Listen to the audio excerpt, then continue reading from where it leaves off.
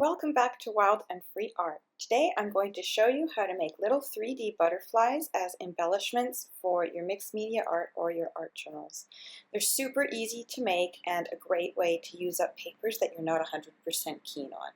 I've created a free printable template and I will link to it below in the description, and you can download and print these butterflies.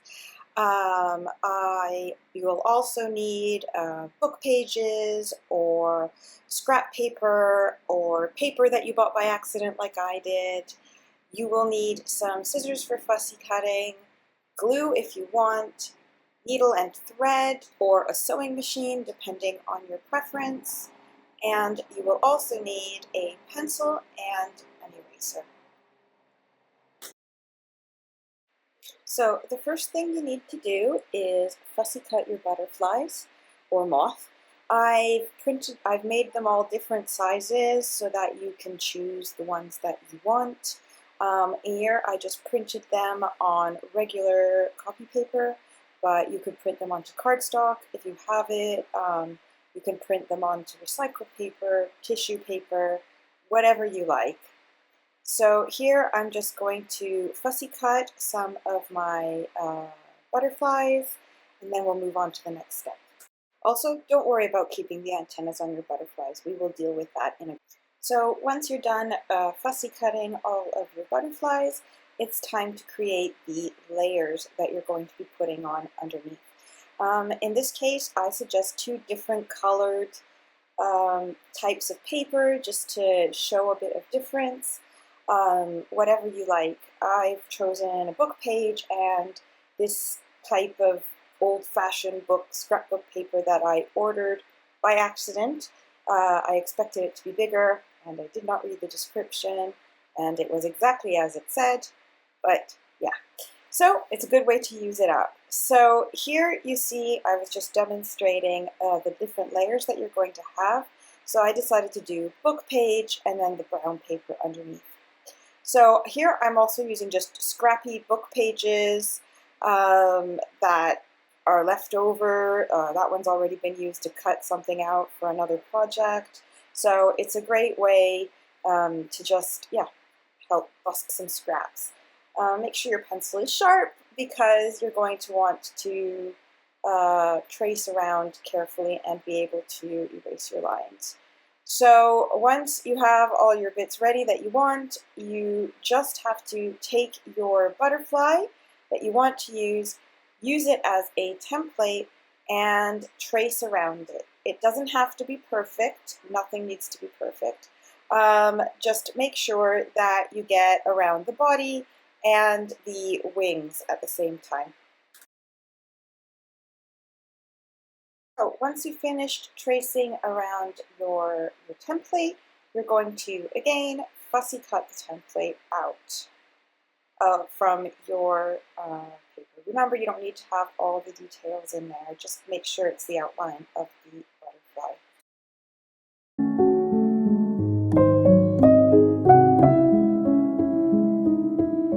So once you are done cutting your butterfly, you can see here that it's slightly bigger than the original. And this is important to note because when we make our third layer of our butterfly, we are not going to trace the original butterfly. We're going to trace the second cutout that we've made.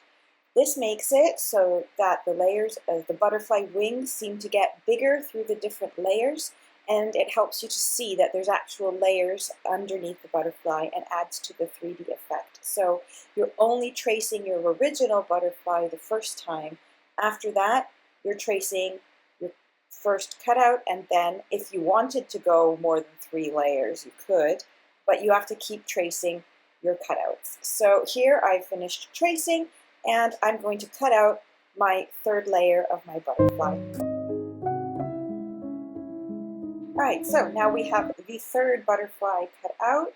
So you can see here I'm putting the second and then the top template, and you can see the layers of your butterfly. So now I'm just going to do the rest off screen and I'll be back. Alright, so I'm back. I have cut out all of my butterfly layers and moth layers, and I'm just making sure that they're all lined up and matched because I am an insanely messy crafter, and if I don't take a moment to reorganize things, it just goes crazy. So here are all my butterflies from the template cut out. And now this is where you can make a choice. We are going to sew these butterflies together down the middle. So here you can choose to hand sew, which is what I've done for this video, or you can use a sewing machine. If you choose to use a sewing machine, just give a quick glue down the middle of the 3 butterfly layers to hold them together while you run them through the sewing machine. If you're hand sewing, you can also glue it, or since you're holding it, you can just pinch it together while you're sewing. So that's what I chose to do. I didn't glue them, but I just held them together. So if you're hand sewing like I am, you just need a good length of thread, about half the length of your arm, more or less, depending on your butterfly. And you're going to want to double it so you have 2 strands, and thread your needle.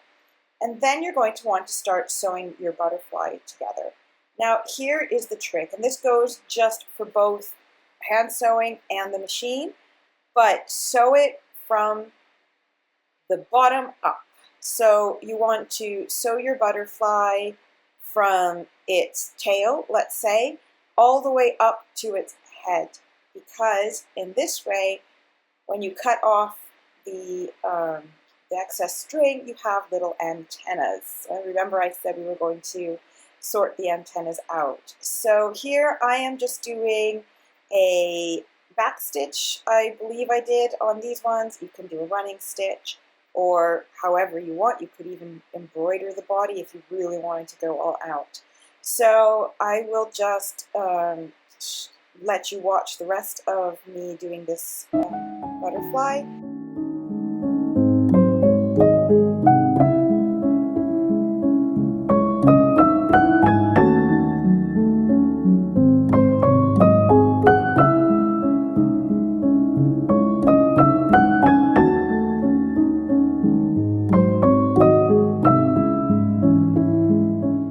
So here I've reached the head where I want to be, and I'm just securing a knot on the bottom of the butterfly. I like to just go around it twice to kind of make a sort of square knot, and if you pull up, you make sure that the string will go straight up so that you can then use that to make your little antennas.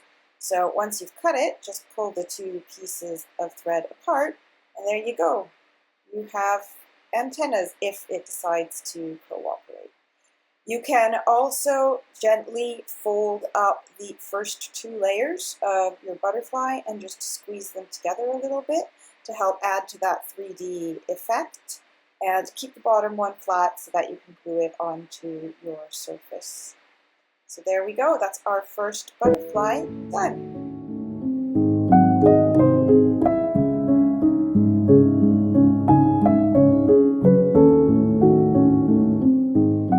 Okay, so now I'm going to sew another one on screen for you.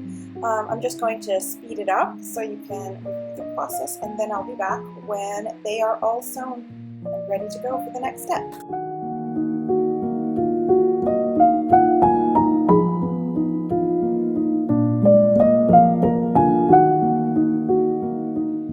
Alright, so here I have finished sewing all of my butterflies, and I've folded them up a bit. I'm just going to go through them a little bit so you can see even the big one, so you can see how big it is. I chose gold thread to sew my big ones so that you would have golden antennas, and I love the layers of the gold to make them fuzzy. For my Luna moth, I used white thread to go up the body because I thought it would just fit better with the Luna moth theme.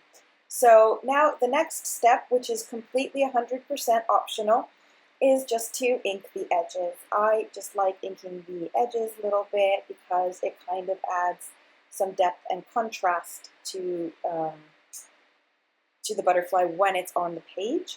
You could have very easily inked everything before putting it all together. I just prefer to do it at the end because it kind of, I don't know, I just like to do it all at once, and that way you have less to do in one go.